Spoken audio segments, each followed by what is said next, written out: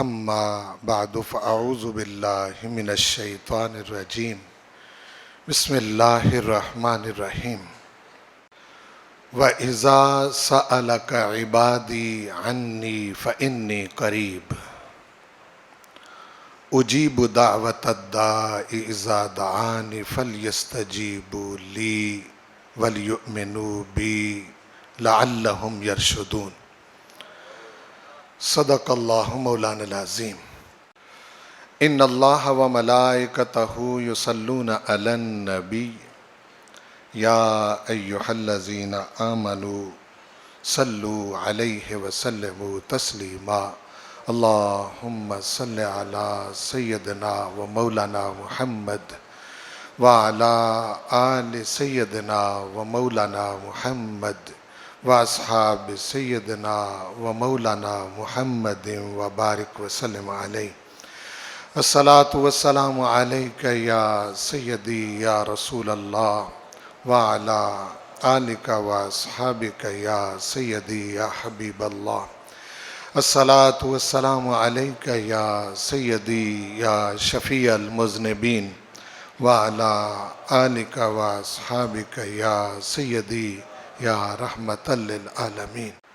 اللہ جل مجدہ الکریم اپنے محبوب کریم صلی اللہ علیہ وآلہ وسلم کے توسل اور تصدق سے مجھے اور آپ سب کو اپنی حفظ و امان میں رکھے، اپنے محبوب پاک محمد مصطفیٰ صلی اللہ علیہ وآلہ وسلم کی غلامی، محبت، اطاعت اور اتباع میں زندہ رکھے، اسی پر ہم سب کو موت نصیب کرے، زندگی بھر بے ادبی اور گستاخی سے محفوظ رکھے۔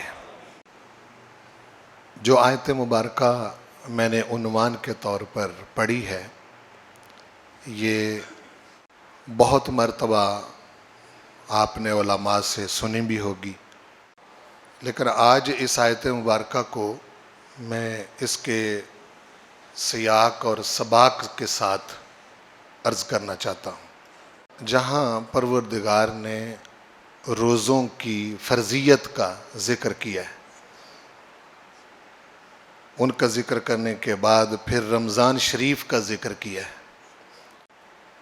3 آیتوں کے بعد اس آیت مبارکہ کا ذکر ہے جو میں نے عنوان کے طور پر پڑھی ہے۔ اس آیت مبارکہ کے بعد پھر رمضان شریف کا ہی ذکر کے ہیں، گویا کہ یہ آیت مبارکہ درمیان میں ہے۔ اچھا، ان آیات کی خصوصیت یہ ہے کہ یہ آیتیں لعل کے لفظ پر جا کے اختتام پذیر ہو رہی ہیں۔ رمضان شریف کے روزوں کی یہاں جہاں بات ہے وہاں آپ غور کریں، میں پہلے وہ آیت پڑھ کے آپ کو سمجھا لوں تاکہ بات آگے چلانی آسان ہو۔ یا ایھا الذین آمنوا کتب علیکم الصیام کما کتب علی الذین من قبلکم لعلکم تتقون۔ غور کیا آپ نے؟ لعلکم تتقون۔ اس کے معنی بعد جب ہم آگے چلتے ہیں اسی آیت مبارکہ کو پڑھتے ہوئے، تو جہاں رمضان شریف کا ذکر ہے وہ آیت میں پڑھتا ہوں تاکہ اس کا اینڈ آپ دیکھیں۔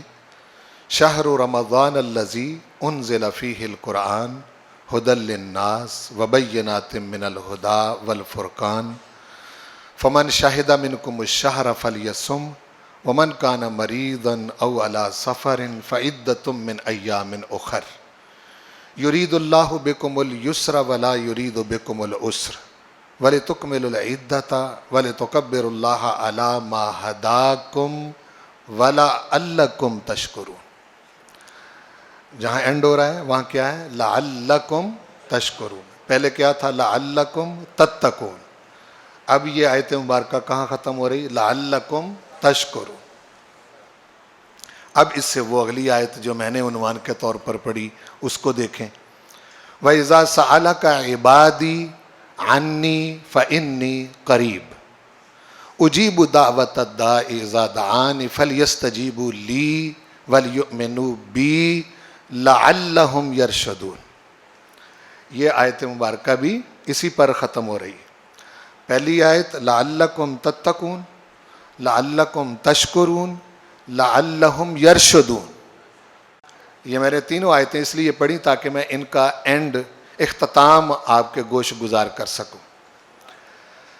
اچھا، لعل کا لفظ عربی زبان میں ایک ایسا ہے کہ جہاں ایک بات ذکر کر کے پھر اس کا نتیجہ بتایا جاتا ہے. کیا بتایا جاتا ہے؟ ہم یہ کام اس لیے تم پر لازم کر رہے ہیں تاکہ یہ ہو جائے، یہ معاملہ اس لیے تم پر فرض کیا جا رہا ہے تاکہ یہ عمل ہو جائے. تو لعل کا لفظ جہاں بھی آتا ہے وہاں وہ رزلٹ اور نتیجہ بتانا ہوتا ہے، اور یہ ساری آیتیں تقریباً اسی پر اختتام پذیر ہو رہی ہیں. اس سے آگے بھی آپ دیکھیں تو وہاں جا کے بھی پروردگار نے وہ آیت لمبی ہے لیکن میں پھر ذکر کر دیتا ہوں، پڑھ دیتا ہوں. احل لکم لیلۃ الصیام الرفث الی نسائکم ہن لباس لکم وانتم لباس لہن علم اللہ انکم کنتم تختانون انفسکم فتاب علیکم وعفا عنکم فالآن باشروہن وابتغوا ما کتب اللہ لکم وکلوا واشربوا حتی یتبین لکم الخیط الابید من الخیط الاسود من الفجر ثم اتموا الصیام الی اللیل ولا تباشروہن وانتم عاکفون فی المساجد تلک حدود اللہ فلا تقربوها کذالک یبین اللہ آیاتہ للناس لعلہم یتقون. یعنی یہ آیت بھی اسی پر ختم، یہ اکٹھی چاروں آیتیں ہیں. گویا کہ اس سے پروردگار ایک بڑا اہم نتیجہ جو ہے وہ بیان فرمانا چاہ رہا ہے. میں نے یہ ساری آیتیں اس لیے پڑھ دیں تاکہ آپ کے سامنے رہیں. درمیان میں یہ آیت ہے جس کو میں نے آج کے جمعۃ المبارک کے خطاب کا عنوان بنایا ہے. پہلے ہم اس کو پڑھتے ہیں اور پھر پچھلی اور اگلی آیتوں کا سیاق اور سباق ملا کے دیکھیں گے کہ اس میں کیا ذکر ہوا ہے. اعوذ باللہ من الشیطان الرجیم، بسم اللہ الرحمن الرحیم. وَإِذَا سَأَلَكَ عِبَادِي عَنِّي فَإِنِّي قَرِيب. اور اے پیارے حبیب، خطاب حضور کو ہے. اس آیت مبارکہ میں خطاب حضور کو ہے. اے محبوب کریم صلی اللہ علیہ وسلم، جب تجھ سے سوال کریں، تجھ سے پوچھیں، عبادی میرے بندے، جب تجھ سے پوچھیں، بولو میرے بندے. بندے میرے ہیں، پوچھیں گے تجھ سے. بندے میرے ہیں اور پوچھیں گے تجھ سے. کیوں جی؟ کیا پروردگار تیرے بندے تجھ سے نہیں پوچھ سکتے؟ سوال یہ ہے کہ بندے تیرے ہیں تو تجھ سے ہی کیوں نہ پوچھ لیں؟ تو فرمایا مجھ سے یہ پوچھنے کی صلاحیت ہی نہیں رکھتے. مجھ سے یہ پوچھنے کی ان میں کہاں تاب ہے میرے ساتھ بات کرنے کی؟ ان کے اندر تو وہ صلاحیت ہی نہیں کہ میرے ساتھ بات کر سکیں. میرے ساتھ جس نے بات کرنی ہے وہ یا کوئی نبی ہوگا یا رسول ہوگا. اب ہر خاص و عام میرے ساتھ بات کرے گا، مجھ سے پوچھے گا؟ وہ تو مجھ سے کیسے پوچھ سکتا ہے؟ چلیں جی، حضور کریم صلی اللہ علیہ وسلم کو ایک طرف کر دیں، آپ اللہ سے کوئی بات پوچھ کے بتائیں. آپ پوچھیں، اللہ سے کوئی بات پوچھیں، حضور کو ایک طرف رکھ دیں. واسطہ درمیان میں حضور کا آپ نے نہیں لینا، تو آپ پوچھیں اللہ سے کوئی بات. کون پوچھے گا؟ کس کی بات ہوئی ہے اس سے؟ کس کا رابطہ ہے اللہ تعالیٰ کے ساتھ؟ سمجھ آئی نہیں آئی؟ اس میں بھی پروردگار نے یہ بات سمجھائی ہے کہ تمہارے اندر مجال نہیں ڈائریکٹ میرے ساتھ بات کرنے کی. تمہارے اندر وہ صلاحیت ہی نہیں ہے، تمہارے اندر وہ قوت ہی نہیں ہے، تمہارے اندر وہ طاقت ہی نہیں ہے. تم میرے محبوب کی نسبت سے میرے پاس آؤ.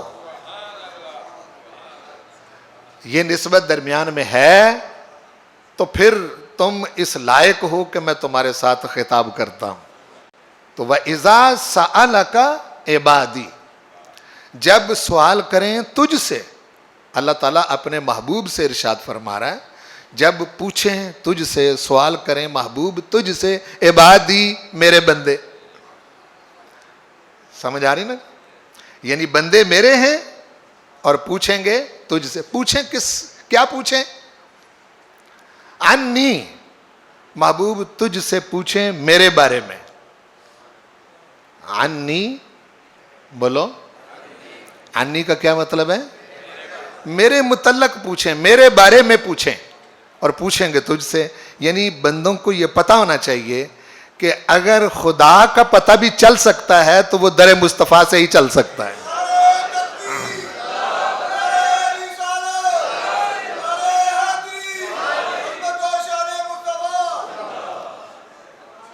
یہ بات خیال شریف میں آئی؟ بے سمجھ آئے کہ اذا سألک عبادی عنی، محبوب جب تجھ سے سوال کریں میرے بندے میرے بارے میں. کس بارے میں؟ میرے بارے میں. تو انہیں بتا حبیب، فإنی قریب، بلا شک و شبہ میں تو قریب ہوں. میں تو اب پچھلی آیتوں سے اور اگلی آیت، پہلے بھی رمضان اور روزے کے بارے میں آیتیں ہیں، اس آیت کے بعد بھی رمضان اور روزوں کے متعلق ہی آیتیں. یہ پورا رکوع اسی بارے میں، درمیان میں یہ آیت ہے. یہاں اس آیت مبارکہ کو لانے کا مدعا اور مقصود کیا ہے؟ کچھ نہ کچھ انسان جو ہے نا، انسان وہ اس بات کے اندر ضروری سمجھتا ہے کہ چلو ٹھیک ہے، بڑے پردوں میں ہے پروردگار، نہیں ہمیں پتہ چل سکتا اس کا، ہمارے حواس میں نہیں آ سکتا، ہماری عقل میں نہیں آ سکتا، ہمارے علم میں نہیں آ سکتا، وہ ہمارا محسوس نہیں ہو سکتا، وہ ہمارا معقول نہیں ہو سکتا، وہ ہمارا معلوم نہیں ہو سکتا. لیکن کچھ نہ کچھ تو پتہ چلنا چاہیے کہ قریب کیسے ہے. کہ بھائی تبھی تو پوچھ رہے ہیں، بولو نا، تبھی تو پوچھ رہے ہیں. کچھ نہ کچھ تو ہمیں ہماری زندگی میں کوئی ایسی کوئی صورت ہونی چاہیے جس سے ہمیں محسوس تو ہو کہ وہ ہمارے قریب ہے. تو درمیان میں اس آیت مبارکہ کو لا کے یہ بتایا کہ پہلے بھی رمضان اور روزوں کا ذکر ہے، بعد میں بھی رمضان اور روزوں کا ذکر ہے. درمیان میں یہ آیت لا کے کہ جب میرے بارے میں پوچھیں گے محبوب تجھ سے میرے بندے، تو انہیں بتا کہ میں قریب رہتا ہوں. اس کا مدعا اور مقصود یہ ہے کہ یہ جو رمضان میں نے تجھے روزہ دیا ہے، یہ روزہ رکھ کے دیکھو کہ میں قریب ہوں کہ نہیں ہوں.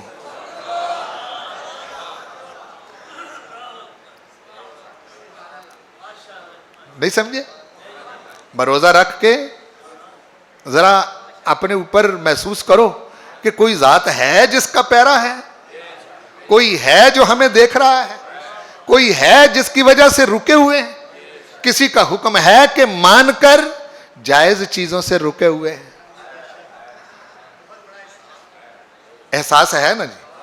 اور یہ کائنات میں فقط حضور کے غلاموں کو نصیب ہے.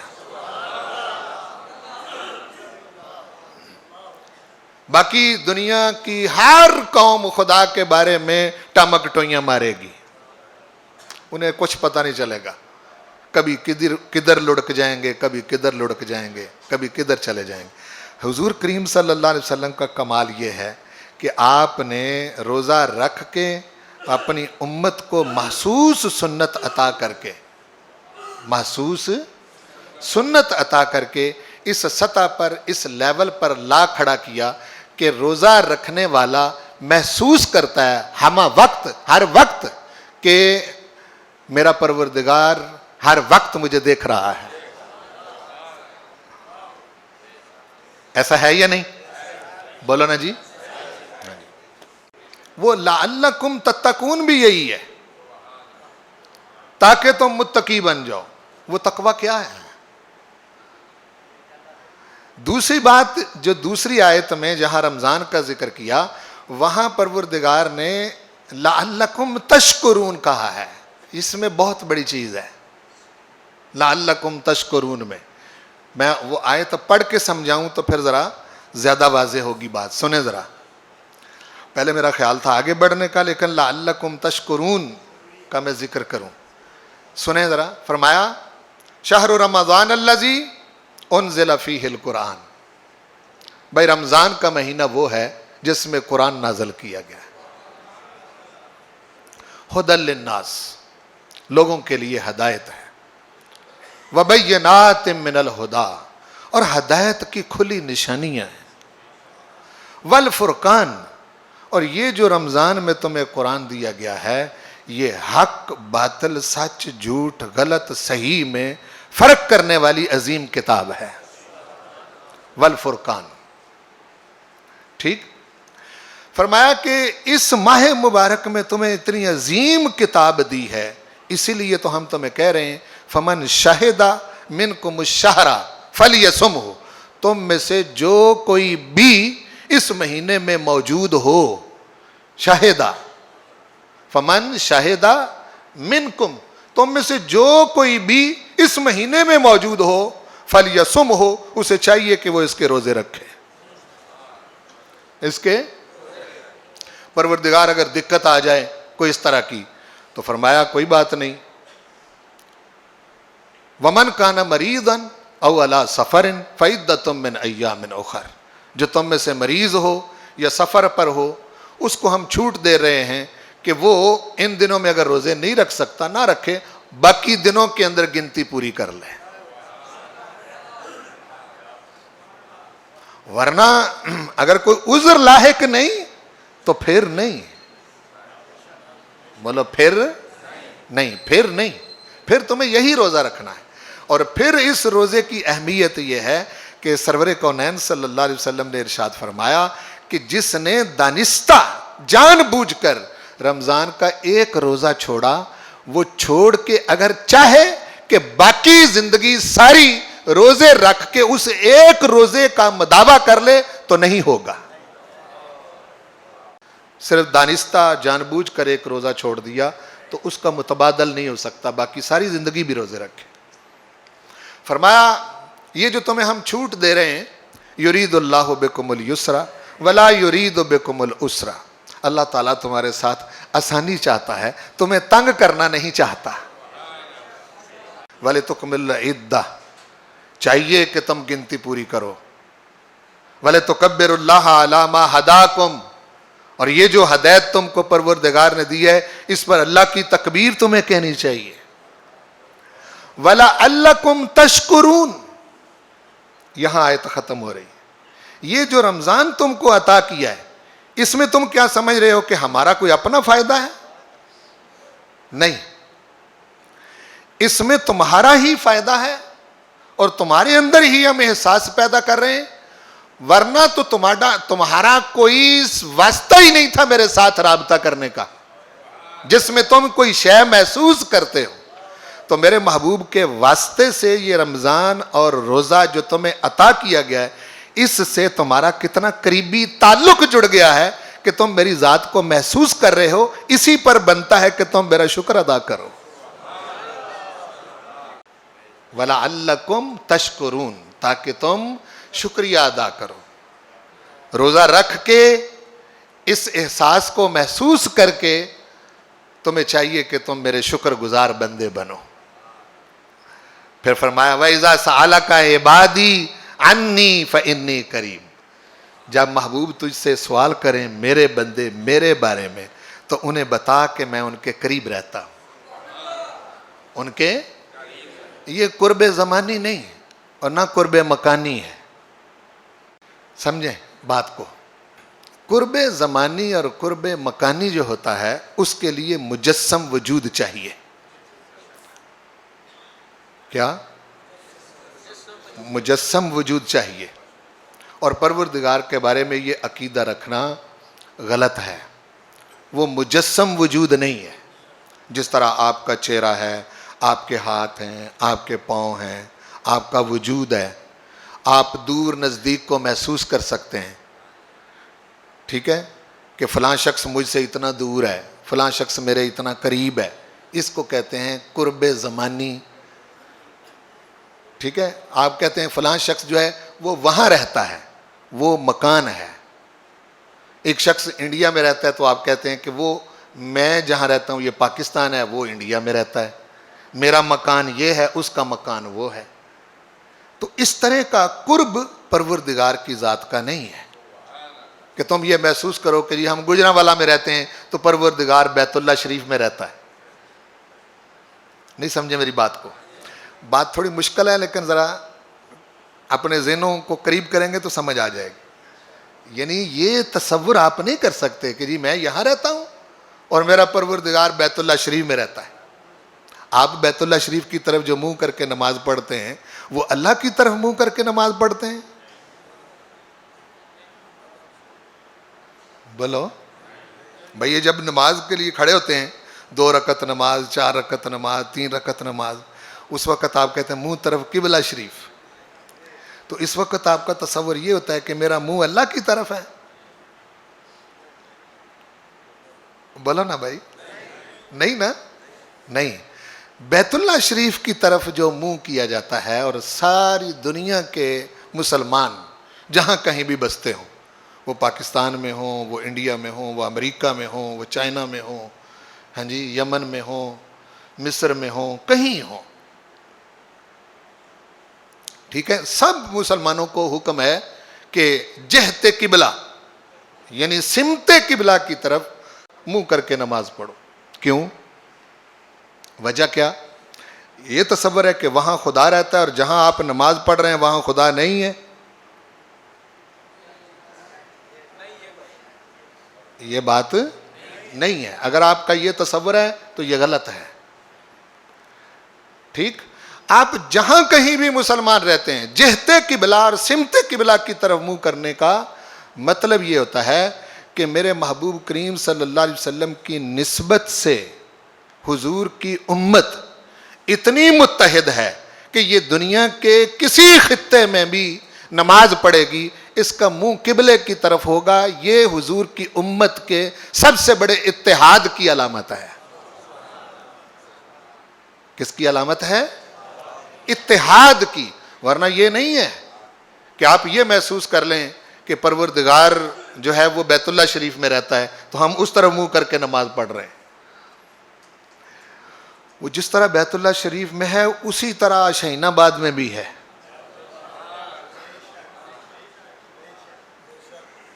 ٹھیک ہے؟ یہ الگ سوال ہے کہ پھر وہی یہاں بھی رہتا ہے اسی اپنی شان کے ساتھ اور وہاں بھی رہتا ہے تو پھر وہاں کیوں جائیں؟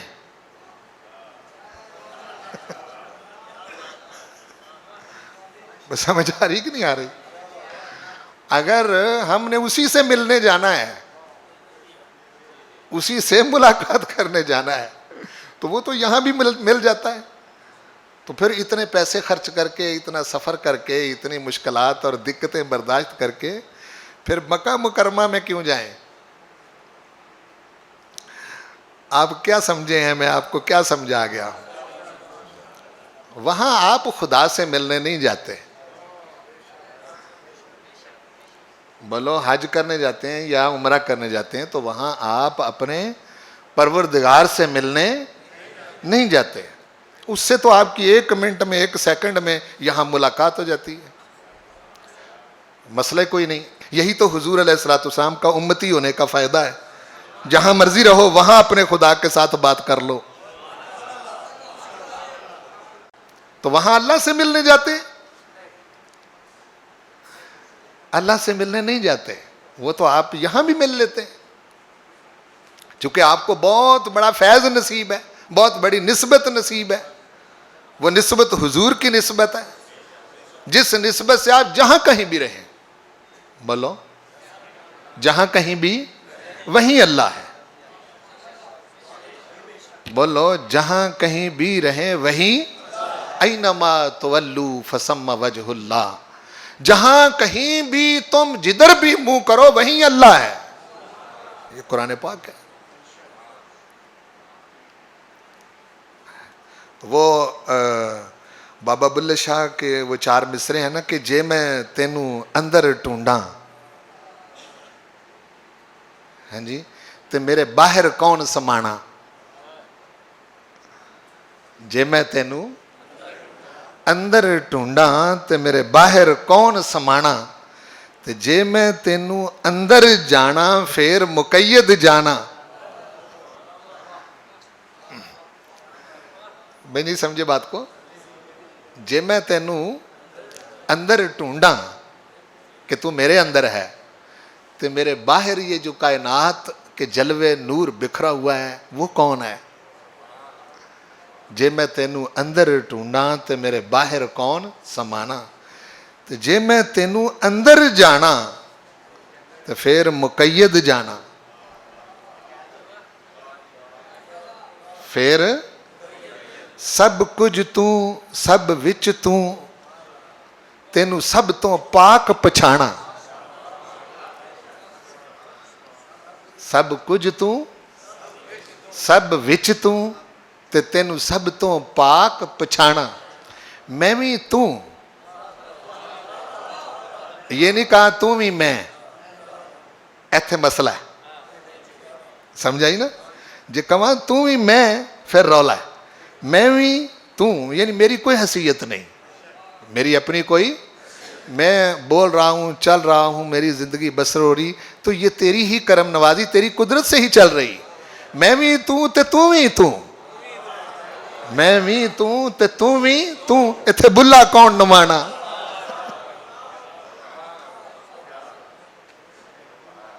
तो आप देखो जहां जिधर देखता हूं उधर तू ही तू है। हुजूर अलैहिस्सलाम जब बैतुल मुक़द्दस की तरफ मुंह करके नमाज पढ़ते थे ना, तो मदीना शरीफ आ गए तो 17 महीने तक बैतुल मुक़द्दस की तरफ मुंह करके नमाज पढ़ते रहे। हुक्म आ गया ऐन नमाज के वक्त, ऐन नमाज के वक्त जब हुजूर करीम सल्लल्लाहु अलैहि वसल्लम ने अपना रुख अनवर आसमानों की तरफ नमाज में उठाया, ठीक है, तो वहां परवरदिगार ने इरशाद फरमाया, हबीब प्यारे हम तेरा बार बार चेहरा आसमान की तरफ उठाना देख रहे हैं। 17 महीनों बाद जब हुजूर ने बैतुल मुक़द्दस की तरफ से मुंह फेर के बैतुल्लाह शरीफ की तरफ किया, तो यहूदियों ने तंज शुरू कर दी। बोलो, यहूदियों ने तंज शुरू तंज क्या की? तंज ये की कि भाई अब ये क्या हो गया है। उनका वही मिजाज था जो मैं पहले जिक्र कर चुका हूं। वहां अल्लाह पाक ने इरशाद फरमाया, कुल लिल्लाहिल मशरिक वल मगरिब, हबीब ने कहो कि मशरिक व मगरिब तो अल्लाह का है। ये जो बैतुल मुक़द्दस की तरफ मुंह करके नमाज पढ़ते थे ये भी हमारा ही हुक्म था। अब यार का मिजाज ये हो गया कि इधर मुंह करूं तो हम किबले को फेर रहे हैं, बाकी रहा कि उधर या इधर तुम हमें ढूंढ रहे थे, हम ना उधर ना इधर। लईसल बिर्रा अन तुवल्लू वुजूहकुम क़िबलल मशरिक़ वल मगरिब, ये कोई नेकी नहीं है कि तुम मशरिक़ व मगरिब की तरफ मुंह फेर लो। सिर्फ इसमें तुमने मेरी जात को महदूद किया हुआ है कि मैं मशरिक़ की तरफ रहता हूं या मगरिब की तरफ रहता हूं, या बैतुल मुक़द्दस की तरफ रहता हूं या बैतुल्लाह की तरफ रहता हूं। ऐसा नहीं है। बोलो, ऐसा नहीं है। तुम मुझे बाहर तलाश कर रहे हो, मैं तो ऐसी जात हूं जो तुम्हारे अंदर रहता हूं। वहां तंज की है इंसानों पर, वफी अनफुसिकुम अफला तुबसिरून, मुझे पाना चाहते हो अपने अंदर देखो, तुम अंधे तो नहीं हो। अपने अंदर देखो, अपने मन में झांको, तुम्हारे अंदर भी मैं ही हूं। बोलो, तुम्हारे अंदर भी मैं ही हूं। कुरान पाक की आयत नहीं, वनहनु अक़रबु इलैहि मिन हब्लिल वरीद, हम इस इंसान की शारग से भी ज्यादा इसके करीब है। अब वो कुर्ब फिर मैंने बताया कि वो कुर्ब ज़मानी और कुर्ब मकानी नहीं। आप कहें कि जी यार शारग तो मेरी ये है, अच्छा ये मेरी यहां है, तो फिर वो कहां है? शारग से भी ज्यादा करीब। یا پروردگار اگر تو اتنا قریب ہے تو وہ قرب محسوس کیسے کیا جائے, کیسے پتا چلے کہ تو ہماری شاہ رگ سے بھی زیادہ قریب ہے. وہ یہ مقام ہے, وہ حضور کریم صلی اللہ علیہ وسلم کے سوا کسی نے اپنی امت کو محسوس نہیں کروایا. وہ صرف حضور نے اپنی امت کو محسوس کروایا کہ اگر اپنے پروردگار کو شاہ رگ سے بھی زیادہ قریب محسوس کرنا چاہتے ہو تو روزہ رکھ کے دیکھو.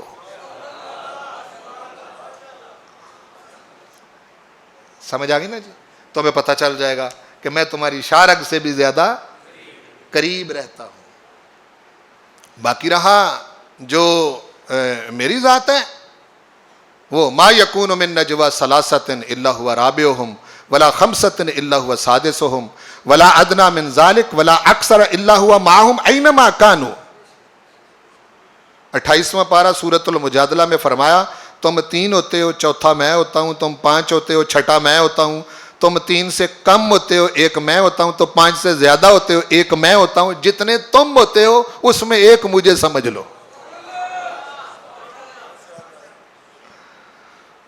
میں ہمہ وقت تمہارے ساتھ ہوں, مجھ سے تم چھپ نہیں سکتے. بولو, مجھ سے تم چھپ. روزے کا مفاد بھی یہی ہے, اس کیفیت میں حضور کریم صلی اللہ علیہ وسلم کا اپنے غلاموں کو اس کیفیت میں مبتلا کرنا, اس کیفیت میں لانا کہ تم جہاں کہیں بھی رہو, تمہاری راتیں گزریں تب بھی, تمہارے دن گزریں تب بھی, تم یہاں رہو تب بھی, وہاں رہو تب بھی, کسی کرسی پر بیٹھے ہو تب بھی, اگر یہ روزے والی حکمت جس لیے روزہ رکھا گیا ہے سمجھ آ جائے تو صدر ہو تب بھی, وزیر اعظم ہو تب بھی, وزیر اعلیٰ ہو تب بھی, وزیر ہو تب بھی, ایم پی ہو تب بھی, ایم این اے ہو تب بھی, افسر ہو, کمشنر ہو, مزدور ہو, ریڑھی والا ہو, دکاندار ہو, ملازم ہو, جہاں کہیں بھی ہو, اگر اس کو یہ پتہ چل جائے کہ میرا خدا مجھے دیکھ رہا ہے,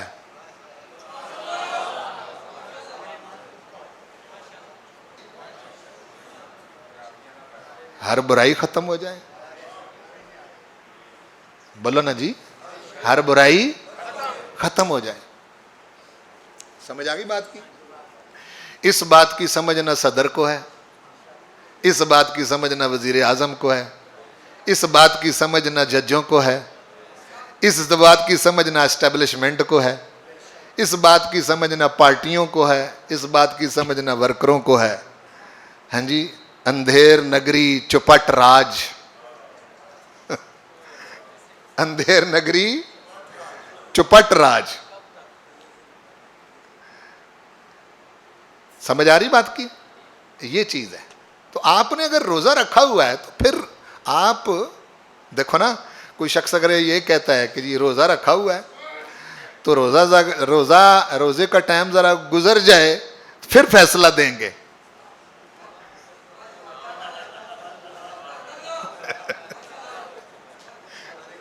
روزہ رکھا ہوا ہے تو روزے کا ٹائم گزر جائے تو پھر فیصلہ دیں گے.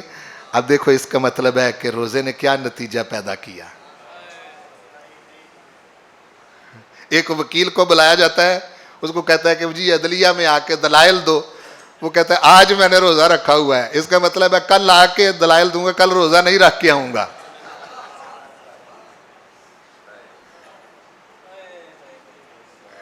اور بھائی سمجھے نہیں سمجھے میری بات کو؟ جی جی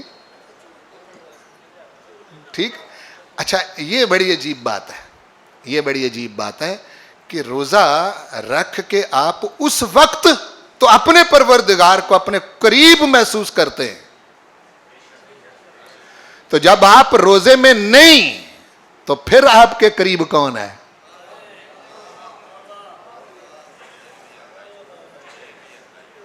بولو, جب آپ روزے میں نہیں تو پھر قریب کون ہے؟ کیسی عجیب بات ہے. اپنی مرضی کا مذہب اور دین سمجھا ہوا ہے. اس لیے یہ نہیں ہے. اب یہ جو حج جو عمرہ آپ کرنے جاتے ہیں تو وہاں آپ خدا سے ملنے تھوڑا جاتے ہیں. آپ پورا عمرہ دیکھ لیں, پورا حج دیکھ لیں, شروع سے آخر تک ایک کام بھی ایسا نہیں، ایک کام بھی ایسا نہیں جو خود خدا نے کیا ہو اور تمہیں کہا ہو کہ یہ میں کرتا ہوں آ کے کرو۔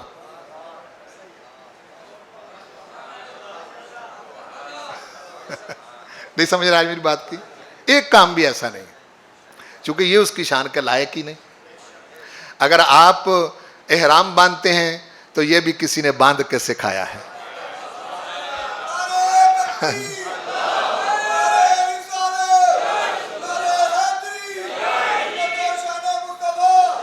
حالت احرام کی پابندیاں ہیں تو یہ بھی کسی نے کر کے بتائی ہیں، اور آپ وہاں پہنچ گئے تو کسی نے پہلی نظر ڈال کے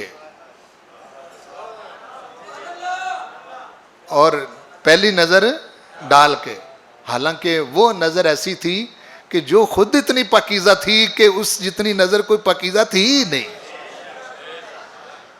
اپنی سنت بنا کے تمہیں بتایا آؤ او گناہ گارو، سیاہ کارو، خطا کارو، لتھڑے ہوئے انسانوں، یہاں آؤ، اس پر پہلی نگاہ ڈالو تو پروردگار تمہیں ایسے کر دے گا جیسے تم آج ماں کے بطن سے پیدا ہوئے۔ پھر تمہیں کہتا ہے کہ جی مطلب حجر اسود کے سامنے آ کے استلام کرو یا بوسہ دو، یہاں سے طواف شروع کرو۔ کس کا؟ اللہ کا۔ طواف بیت اللہ کا، اللہ کا نہیں۔ طواف بیت اللہ کا، غیر اللہ کا۔ طواف بیت اللہ کا، ٹھیک؟ ہاں جی، وہ خدا نہیں ہے، کعبہ خدا نہیں ہے۔ نہیں سمجھ آئی؟ کعبہ خدا نہیں ہے، اس کو آپ دیکھ رہے ہو، خدا کو تم نہیں دیکھ سکتے، وہ کسی ایک نہیں دیکھا ہے، وہ تمہارے بس میں نہیں ہے، اسی کا تم 7 چکر لگانے، وہ بھی 7 چکر کسی نے لگا کے بتایا ہے کہ یوں کرو۔ اس کے بعد پھر مقام ابراہیم کو درمیان میں رکھ کے تمہیں نماز پڑھ کے بتائیے یوں پڑھو۔ وہاں سے پھر وہ تمہیں کہتا ہے کہ جی صفا سے مروہ تک 7 چکر لگانے، وہ بھی کسی نے لگا کے بتائے کہ یوں کرنا ہے۔ جی عرفات میں کھڑا ہونا ہے تو کوئی کھڑا ہو کے کسی نے بتایا نا کہ یوں کھڑا ہونا ہے۔ اگر رات مزدلفے گزارنی ہے تو کسی نے رات بسر کر کے بتایا نا کہ یوں بسر کرنی ہے۔ اگر منا میں جا کے تم قربانی کرتے اور حلق کرواتے تو کسی نے قربانی کر کے حلق کر کے بتایا نا کہ یوں کرنا ہے۔ تو شروع سے لے کے آخر تک سارا حج ہو گیا۔ ہاں جی سارا حج ہو گیا، حاجی ہو کے بھی آ گئے، معتمر ہو کے بھی آ گئے، اللہ سے ملاقات نہیں ہوئی۔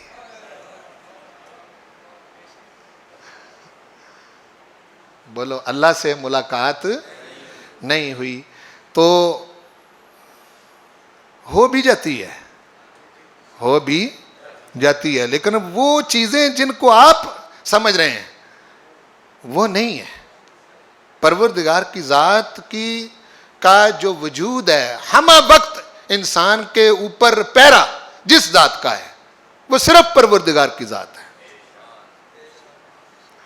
وہ اتنا قریب ہے کہ آپ کا باپ اتنا قریب نہیں، وہ اتنا قریب ہے کہ آپ کا استاد اتنا قریب نہیں، وہ اتنا قریب ہے کہ آپ کے اوپر جو پہرے دار ہے، آپ کو ٹھیک کرنے والا داروغہ ہے، اس کا بھی وہ اتنا قرب نہیں۔ یہی وجہ ہے کہ انسانوں کو سیدھا کرنے کے لیے انسانوں کے پیرے کبھی کامیاب نہیں ہوئے۔ بولو انسانوں کو سیدھا کرنے کے لیے انسانوں کے اوپر انسانوں کے پیرے بولو کبھی کامیاب نہیں ہوئے۔ یہ اس کا بہت پتہ تھا حضور کو۔ حضور کریم صلی اللہ علیہ وسلم نے اپنے غلاموں پر انسانوں کا پیرا نہیں رکھا، بولو انسانوں کا پیرا نہیں رکھا، بلکہ اپنا غلام بنا کر اس احساس میں لا کھڑا کیا کہ اگر میرا غلام ہے، میرا امتی ہے، تو محسوس کر کہ ہر وقت تیرا خدا تجھے دیکھ رہا ہے۔ روزے کا، رمضان کا مفاد یہی ہے۔ وَإِذَا سَأَلَكَ عِبَادِي عَنِّي فَإِنِّي قَرِيب، جب محبوب تجھ سے پوچھیں میرے بندے میرے بارے میں تو انہیں کہہ کہ میں قریب ہوں، میں قریب ہوں۔ اور وہ قرب آپ بہت اچھے طریقے سے رمضان اور روزے میں محسوس کر سکتے ہیں۔ فرمایا اجیب دعوت الداع اذا دعان، ویسے ان کا رابطہ نہیں تھا میرے ساتھ، اب چونکہ محبوب تیرے غلام بن گئے، ایمان والے ہو گئے، روزے رکھ رہے ہیں، میرا قرب محسوس کر رہے ہیں، اجیب دعوت الداع اذا دعان، جب بھی مجھ سے دعا کریں گے میں ان کی دعا قبول کروں گا۔ فَلْيَسْتَجِيبُوا لِي وَلْيُؤْمِنُوا بِي، شرطیں دو ہیں۔ فَلْيَسْتَجِيبُوا لِي، انہیں چاہیے کہ میری مان کے چلیں، بولو میری، وَلْيُؤْمِنُوا بِي، مجھ پر ایمان رکھیں، یہ بات خاص ہے، مجھ پر ایمان رکھیں، یہ ایمان رکھیں کہ میں انہیں دیکھ رہا ہوں۔ لعلہم یرشدون، یہ رمضان شریف، روزہ اور یہ اپنے قرب کا احساس میں نے اس لیے رکھا ہے، لعلہم یرشدون، وہ ہدایت محبوب جو ارد گرد سے یہ ڈھونڈتے پھرتے ہیں، وہ تیرے واسطے سے روزے کی صورت میں محسوس کر کے ہم نے ان کو عطا کر دی۔ اگر یہ رمضان اور روزے کی حقیقت سمجھ جائیں تو محبوب ان کو میرا پتہ چل جائے گا اور یہ ہدایت پا جائیں گے۔ لعلہم یرشدون، تاکہ یہ رشد و ہدایت پا جائیں، انہیں پتہ چل جائے کہ ہم کہاں کھڑے ہیں، محبوب کریم صلی اللہ علیہ وسلم کا مقام کیا ہے، اور پروردگار کا پیرا ہر وقت ہمارے اوپر ہے۔ اور یہ آپ روزے میں بڑی اچھی طرح محسوس ہوتا ہے یا نہیں؟ کیوں جی؟ بھئی آپ روزہ ایک ایسی فیلنگ ہے جو آپ کی ہی ہے۔ آپ گھر میں کوئی بھی نہیں ہے تو آپ 3-4 روٹیاں کھا کے سالن وغیرہ کے ساتھ باہر آ کے کوئی پوچھے ہاں جی روزہ رکھا ہوا ہے، آپ کہہ دیں کہ جی رکھا ہوا ہے، کسی کو کیا پتہ چلنا ہے؟ یہی تو وہ فرمایا ہے حضور نے، میں الصوم لی وانا اجزی بہی، باقی جتنے بھی کام کرتے ہو، نمازیں پڑھتے ہو، حج کرتے ہو، عمرے کرتے ہو، نیکیاں کرتے ہو، صدقہ دیتے ہو، خیرات دیتے ہو، سب کا بدلہ جزا دینے کے لیے میں نے فرشتے مقرر کیے۔ بولو کیا مقرر کیا ہوا ہے؟ فرشتے مقرر کیے ہیں۔ نمازی ہیں، فرشتوں ان کو یہ انعام دے دو، زکوٰۃ دی ہے، فرشتوں ان کو یہ انعام دے دو، صدقہ دیا ہے، فرشتوں ان کو یہ انعام دے، فرشتے مقرر ہیں۔ بولو فرشتے مقرر ہیں، جو بھی عمل آپ کرتے ہیں، حاجی ہیں، فرشتوں حج کا یہ انعام ان کو دے دو، معتمر ہیں، عمرہ کرنے والے، ان کو یہ انعام دے دو۔ ہر نیکی کا بدلہ دینے کے لیے پروردگار نے فرشتے اور ملائکہ مقرر کیے، ان کو یہ صلہ دے دو، ان کو یہ صلہ دے دو، ان کو یہ صلہ دے دو۔ جہاں وہ اپنی ذات کو محسوس کرواتا ہے اس کو درمیان سے فرشتوں کو بھی ہٹا دیا، فرمایا الصوم لی وانا اجزی بہی، روزہ صرف تم روزہ رکھ کر مجھے محسوس کرتے ہو، میرے لیے رکھتے ہو، اس کا بدلہ بھی میں خود تمہیں دوں گا، اس کی جزا بھی میں خود چونکہ یہ رکھا ہی تم نے میرے لیے، بولو یہ رکھا ہی تم نے میرے لیے رکھا ہے، اس لیے آنا اجزی بہی، اس کا صلہ بھی میں تمہیں دوں گا۔ اور جو فرشتے دیں وہ، اور جو خود پروردگار دے وہ، بعض اوقات چیز ایک ہی ہوتی ہے۔ وہ ٹرافی آپ کے محلے کا چیئرمین دے تو اور صدر پاکستان دے تو شے وہ ایک ہی ہوتی ہے، لیکن جس کے ہاتھ سے دی جا رہی ہے اگر اس کو آپ دیکھیں تو یہ کتنا بڑا انعام ہے۔ وما علیہ الا البلاغ۔